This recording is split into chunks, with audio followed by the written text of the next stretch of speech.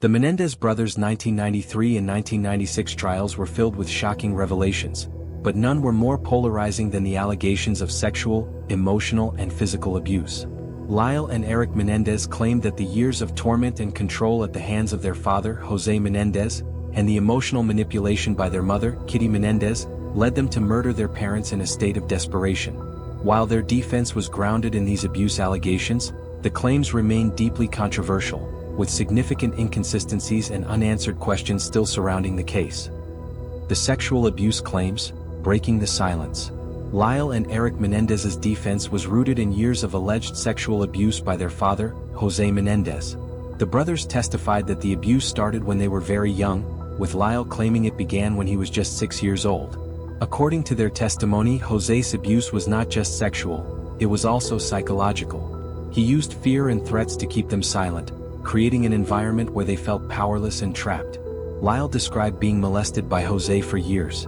He claimed that José would come into his room at night and force him into inappropriate acts. Lyle said the abuse continued until he was a teenager, at which point he began to rebel against his father. According to Lyle, when he tried to resist or express his discomfort, José would threaten to send him away or punish him harshly. This cycle of abuse allegedly left Lyle emotionally broken and fearful for his younger brother Erik. Erik described a similar pattern of abuse by their father. He stated that José's abuse continued into his teenage years, during which time he was forced into non-consensual acts. Erik's emotional testimony detailed the constant fear of his father and the overwhelming shame he felt, believing that he could never escape. Erik revealed that Lyle had warned him of the abuse, but when it began he felt powerless to stop it. Erik's testimony painted a picture of two boys growing up in constant fear, feeling trapped by a father who ruled the household with an iron fist. Though not accused of sexual abuse, their mother, Kitty Menendez, was portrayed as emotionally abusive and complicit in their father's actions. According to Lyle and Erik, Kitty knew about the abuse but did nothing to stop it. She was described as emotionally unstable, prone to violent outbursts and indifferent to her son's suffering. Kitty's focus, they claimed, was maintaining the family's image rather than protecting her children.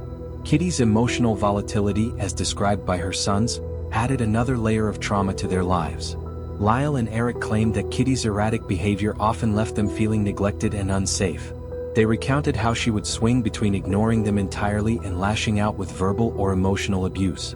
The defense portrayed her as an enabler of the abuse, unwilling or unable to confront José's actions for fear of losing her status or disrupting the family's outward appearance. Unaddressed inconsistencies, gaps in the abuse narrative. The allegations of sexual abuse were a central part of the Menendez brothers' defense, but the legal system and public opinion remained divided on whether these claims were ever fully investigated or given the weight they deserved. Several key issues and inconsistencies have fueled ongoing debate. Timing of the abuse claims. The Menendez brothers only brought up the allegations of sexual abuse after their arrest. This delay in revealing such critical information led to skepticism among prosecutors and the public. Critics argued that the timing was too convenient and suggested the abuse claims were fabricated to justify the murders or gain sympathy. Some legal experts and jurors noted that it seemed unlikely that the brothers would keep silent about such horrific experiences until after being caught. The first and second trials. In the first trial in 1993, the defense put significant focus on the abuse allegations. The brothers testified in detail about the years of abuse they endured, and the jury appeared divided over whether to believe them. The trial resulted in a hung jury, and many believed the abuse claims had swayed some jurors toward sympathy for the brothers. However, the second trial in 1996 placed much less emphasis on the abuse claims. Judge Stanley Weisberg limited the amount of testimony related to the sexual abuse, ruling that it was not directly relevant to whether the murders were premeditated. This decision drastically changed the tone of the trial, with much of the abuse narrative being sidelined. Critics argue that this shift in focus prevented a full exploration of the truth and left the brothers without the opportunity to fully explain their motives.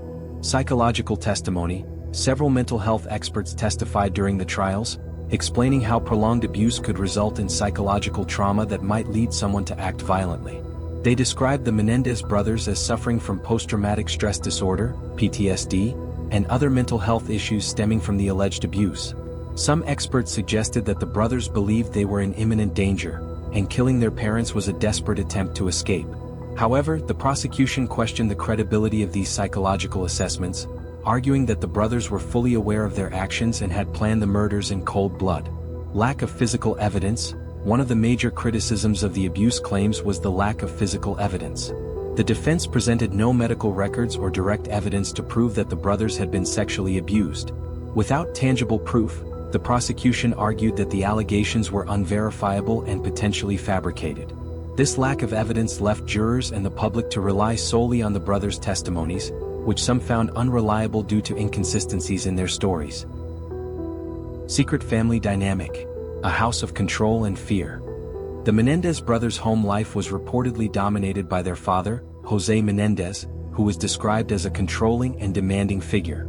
This dynamic extended beyond the alleged sexual abuse and shaped every aspect of the family's relationships and interactions. José Menendez was a successful and powerful executive in the entertainment industry. To the outside world, he was a charismatic and ambitious man, but within his family he was allegedly a tyrant. He imposed strict rules on his sons, enforcing high standards of achievement and discipline. Friends and colleagues who knew José socially described him as demanding, expecting perfection from everyone around him, especially his children. Lyle and Erik testified that they were constantly under pressure to meet their father's expectations, fearing his anger if they failed. José's control also extended to his wife Kitty.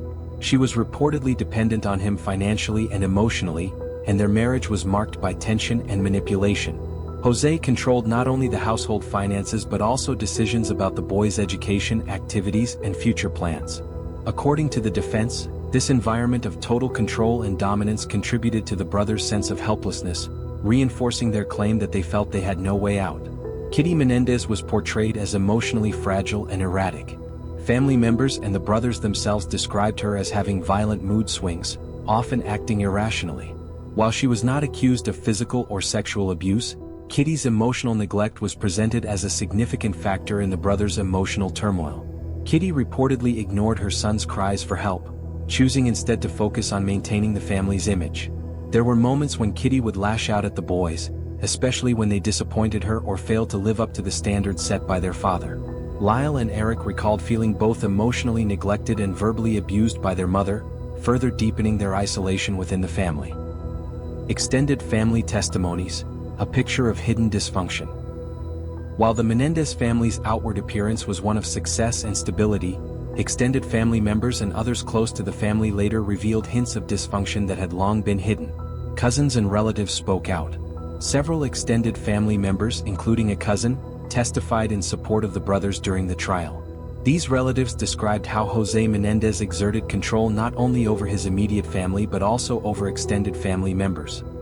He was known to be demanding and authoritative, with a temper that left others fearful of crossing him. One cousin recalled Lyle hinting at inappropriate behavior by José during his youth, but at the time, no one fully understood the gravity of the situation. After the trial, some relatives admitted that they had seen signs of the family's dysfunction but never intervened. José's domineering personality was well known within the family, but few were willing to confront him directly. This silence, according to the defense, contributed to the brothers' feelings of isolation and helplessness, as they felt there was no one they could turn to for help. Stay with us for our next video where we dive deeper into the facts of this case and discover why these brothers would commit such a gruesome crime.